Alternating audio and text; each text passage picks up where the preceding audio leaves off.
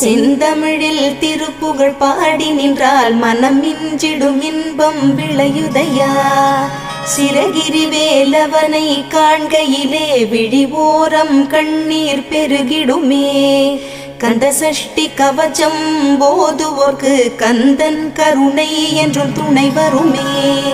பங்குனி உத்திர நாளினிலே உனை நினைந்தே காவடி சுமந்து வந்தோம்.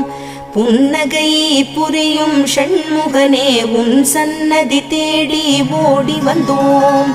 உன் பதம் பணிவது என் தவமே, என் மனதில் நிறைந்திடும் உன் முகமே.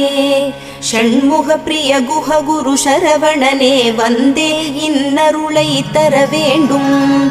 தென்பழனி மலையில் ஆண்டி முகம், சென்னிமலையில் முருகனின் கருணை முகம்.